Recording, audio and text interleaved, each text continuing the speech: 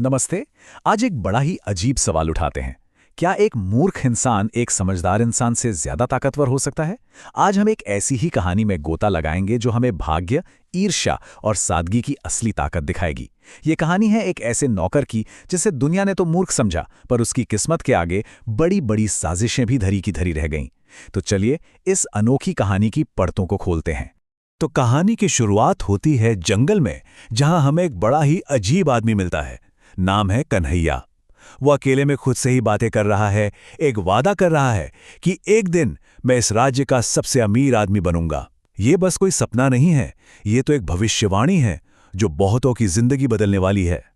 तो हमारी कहानी शुरू होती है एक बहुत ही आम सी परेशानी से। धनीराम, जो एक अमीर व्यापारी है, अपनी गाड़ी खराब होने की वजह से बीच रास्ते में ही फंस गया है और उसके साथ है उसका पुराना वफादार नौकर पन्नालाल। अब धनीराम की हालत खराब हो रही थी। एक बहुत जरूरी सौदा दांव पर लगा हुआ था और उसका जो बिजनेस पार्टनर था वो इंतजार करने वालों में से नहीं था। गुस्से में वो सारा का सारा दोष अपने नौकर पन्नालाल पर मढ़ देता है। अब उनके पास सिर्फ एक ही रास्ता बचा था, बस का इंतजार।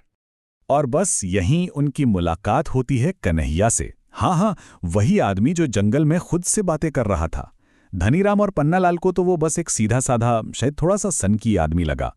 उन्हें क्या पता था कि ये मुलाकात उनकी किस्मत को हमेशा के लिए बदलने वाली है। पन्नालाल ने एक छोटी सी गलती कर दी। उसने कन्हैया का मजाक उड़ा दिया और बस बात बढ़ गई। कन्हैया को गुस्सा आया और उसने धनीराम का बैग छीन लिया और फिर शुरू हुआ एक अजीब सा पीछा। इस पूरे हंगामे में उनकी बस छूट गई। उन्हें लगा कि उनका दिन इससे ज्यादा खराब नहीं हो सकता। लेकिन फिर उन्हें एक ऐसी खबर मिलती है जो सब कुछ बदल देती है। वो बस जिसे पकड़ने के लिए वो इतनी भाग दौड़ कर रहे थे, वो क्रैश हो गई और कोई भी जिंदा नहीं बचा। अचानक कन्हैया का वो पागलपन एक वरदान लगने लगा। उनकी जान बच गई थी और वजह था वो मूर्ख। धनीराम के लिए तो मानो ये कोई चमत्कार ही था। वो अब कन्हैया को एक पागल की तरह नहीं, बल्कि भगवान के भेजे हुए एक फरिश्ते की तरह देख रहा था। उसे यकीन हो गया कि कन्हैया उसके लिए बहुत लकी है और उसने झट से उसे अपने घर पर काम करने का ऑफर दे दिया। पर जहां एक को किस्मत दिख रही थी, वहीं दूसरे को दिख रहा था खतरा। कन्हैया के आने से पन्नालाल को अपनी जगह खतरे में लगने लगी और उसके दिल में जलन का एक ऐसा बीज पड़ गया जो बहुत खतरनाक होने वाला था। तो पन्नालाल अपनी ईर्ष्या में अंधा होकर पहली चाल चलता है। वो कन्हैया की मासूमियत का फायदा उठाता है और उसे एक झूठे रिवाज के बारे में बताता है कि मालिक का स्वागत थप्पड़ मारकर किया जाता है। पन्नालाल को पूरा यकीन था कि बस आज तो कन्हैया का खेल खत्म। लेकिन किस्मत को तो कुछ और ही मंजूर था। जैसे ही कन्हैया ने थप्पड़ मारा, धनीराम की पगड़ी नीचे गिर गई और उसके अंदर से निकला एक जहरीला बिच्छू। पन्नालाल की साजिश एक बार फिर जान बचाने वाला चमत्कार बन गई। सजा तो छोड़िए, कन्हैया को तो इनाम मिल गया, एक शानदार कमरा और साथ में 500 सोने के सिक्के। धनीराम की नजरों में वो हीरो बन चुका था। पर पन्नालाल के लिए ये तो जैसे जलती आग में घी डालने जैसा था। लेकिन पन्नालाल कहाँ हार मानने वाला था। उसने एक और साजिश रची, एक और झूठा रिवाज कि जैसे ही मालिक बैठने लगे, उनकी कुर्सी पीछे खींच लो। इस बार उसका मकसद था कन्हैया को सबके सामने जलील करना। और एक बार फिर पासा पलट गया। जैसे ही कन्हैया ने कुर्सी खींची, धनीराम ने खुद को संभाल लिया और सबने देखा कि कुर्सी का एक पाया टूटा हुआ था। कन्हैया ने बिना जाने धनीराम को एक बहुत बड़ी चोट से बचा लिया था। और इस बार तो कन्हैया का इनाम और भी बड़ा था। उसे सीधा चीफ अकाउंटेंट यानी मुख्य मुनीम बना दिया गया। ये वही पद था जो कभी पन्नालाल का हुआ करता था।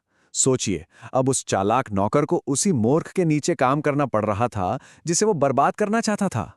ये पन्नालाल के लिए बर्दाश्त से बाहर था। बेइज्जती और जलन ने उसे अंधा कर दिया था और अब उसने एक बहुत ही खतरनाक कदम उठाया। उसने कन्हैया को रास्ते से हमेशा के लिए हटाने के लिए धनीराम के सबसे बड़े दुश्मन हीराचंद से हाथ मिला लिया। साजिश बहुत ही जानलेवा थी। कन्हैया को एक झूठे काम के बहाने एक सुनसान झोपड़ी में भेजा जाएगा, जहां पहले से ही हत्यारे उसका इंतजार कर रहे होंगे। पन्नालाल को पक्का यकीन था कि इस बार कोई चमत्कार उसकी मदद नहीं कर पाएगा। लेकिन अपनी मौत की तरफ जाते जाते भी कन्हैया का दिल नेक ही रहा। रास्ते में उसने एक छोटे बच्चे को कुएं में गिरते हुए देखा और अपनी जान पर खेलकर उसे बचा लिया। ये बस एक नेकी का काम था, पर यही एक काम सब कुछ बदलने वाला था। और यहीं आता है कहानी का सबसे बड़ा, सबसे हैरान करने वाला मोड़। वो बच्चा कोई और नहीं बल्कि हीराचंद का पोता था। जी हां, उसी हीराचंद का जिसने कन्हैया को मारने का हुक्म दिया था। अचानक हीराचंद के लिए कन्हैया दुश्मन से भगवान बन गया। जैसे ही हत्यारों ने कन्हैया पर हमला किया, हीराचंद वहां पहुंच गया। वो ये देखकर सन्न रह गया कि वो लोग उसी इंसान को मारने वाले थे जिसने अभी अभी उसके पोते की जान बचाई थी। उसने फौरन उस हमले को रुकवा दिया। अब जब सारी साजिश सामने आ चुकी है, तो ये कहानी हमें इस बात पर सोचने को मजबूर करती है कि आखिर ज्ञान क्या है और मूर्खता क्या है। तो सवाल ये है कि असली मूर्ख था कौन? पन्नालाल, जिसकी सारी चालाकियां और साजिशें उसी पर उल्टी पड़ गईं, या फिर कन्हैया, जिसकी सादगी और नेकी ने उसे हर मुसीबत से बचाया और आखिर में उसे सब कुछ दिला दिया? शायद कहानी का सबसे दमदार हिस्सा अब आता है, कन्हैया की माफी। पन्नालाल ने उसके साथ इतना कुछ किया, फिर भी कन्हैया उसे अपना गुरु कहता है और उसे बचाता है। और यही वो पल था जब पन्नालाल का दिन पिघल गया और नफरत दोस्ती में बदल गई। तो हम फिर से उसी सवाल पर आते हैं, असली मूर्ख कौन है? वो भोला भाला इंसान जिसका अच्छा दिल उसे हर मुश्किल से बचाता है, या वो होशियार आदमी जिसकी जलन उसे अपने ही बुने जाल में फंसा देती है?